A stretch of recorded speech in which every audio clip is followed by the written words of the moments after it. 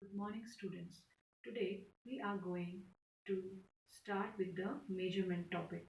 Now, before we start with the measurement, now first let us clear that what are the physical and the chemical properties. Now, what are the physical properties? The properties which can be measured or observed without bringing any change in the composition of the substance, like length is there, mass is there. They are the physical properties. Whereas the chemical properties are those properties which, while measuring or observing, there is a change in the composition or the identity of the substance. For example, the heat content of the substance, which we tell to be as the enthalpy of the substance, which you will come to know later on. Okay, now let us begin with the measurement. Now, any physical quantity,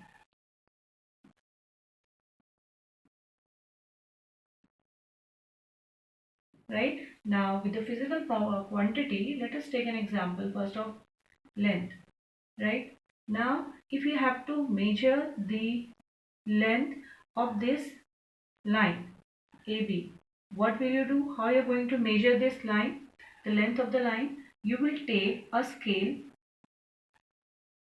right? And with the help of the scale, you are going to measure the length of the line AB. So that means how you're doing this, you are just comparing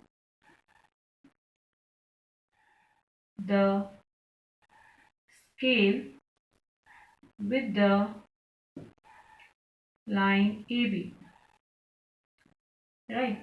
So the physical quantities are those quantities which under which can be go through the measurement operations, or we can say calculate, we can just measure them by just comparing with some other standards, right? Similarly, we have the mass also, right? To weigh the mass of any substance, right? If this is there, if you have to measure it, we will use the weighing balance.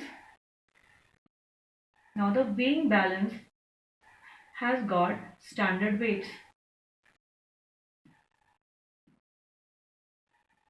Now we will just compare the standard weight with the this mass of the A, and then we will get some mass known, measured, right? So whenever we measure either the length or the mass or any other quantities, right, we express the measurement first with a numerical value, right?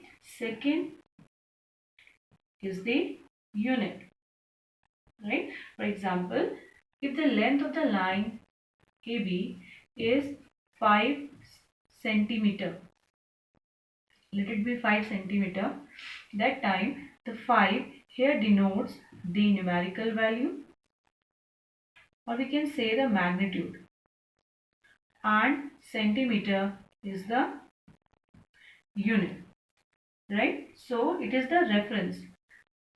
The unit is the reference with which the measurement is compared. Now, once we get the numerical value and the unit, right, to have the justified measurement, or we can say scientifically correct measurement,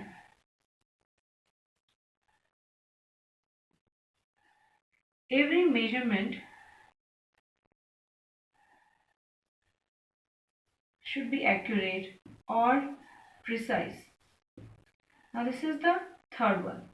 So to get the scientifically correct measurement or justified measurement, it should have a correct numerical value. The unit should be also correct and should be specified. And third one is the accuracy or the precision.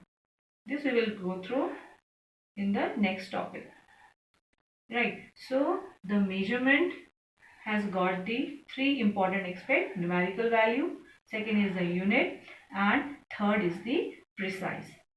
Now we are going to discuss about the units. Now the units are being classified into two types or divided into two types. One is the fundamental unit and second one is the derived unit. Right? So next is we can say the unit. So what actually unit is? It is the standard of reference chosen to measure the physical quantity. Right? This is standard of reference. Now as I said that unit is of two types. One is the basic unit, which is also known as fundamental unit, and second one is the derived unit. Now the name itself is suggesting this is a basic unit. So we have got the 7 basic unit.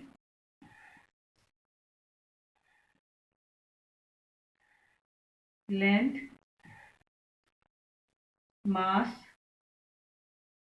time, thermodynamic, temperature. Fifth is the current. Sixth one is luminous intensity. And the seventh one is the amount of substance. So I think length, everyone knows about the length, right? So generally the unit, it is the unit of it. This is current. This is going to be meter. Mass in grams. Time, second. Thermodynamic temperature, Kelvin. Current, ampere. Luminous intensity, candela. And the amount of substance will be mentioned in term of mole. So the length, so we have got the 7 basic unit. Length is unit, right? Mass, sorry, expression, okay.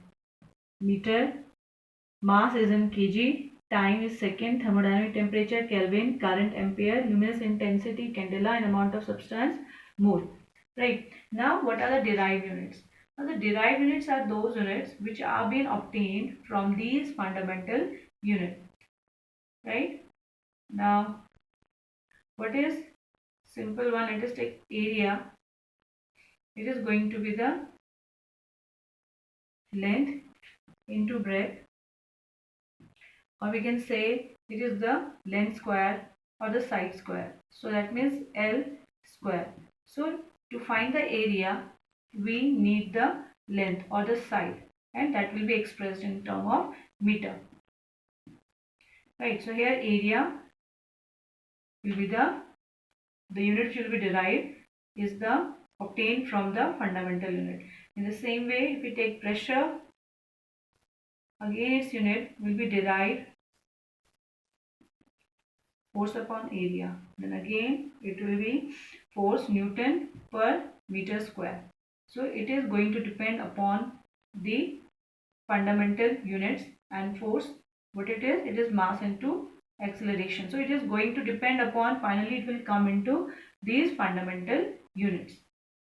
Right. So these were about the unit, that we have got two types of units, basic and the derived units. Let us consider one more example of derived unit.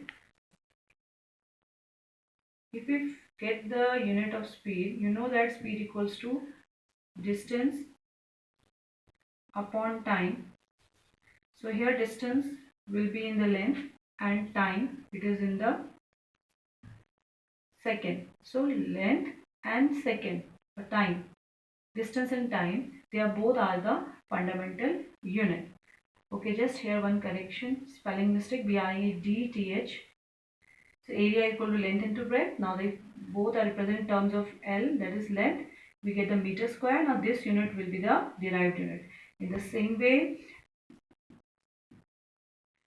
Pascal, that is unit of pressure, is again the derived unit. Here distance upon time, it is length upon time, will be again the unit which will be derived, right? It is meter per second will be the derived units, right? You can also discuss other examples also of the derived units.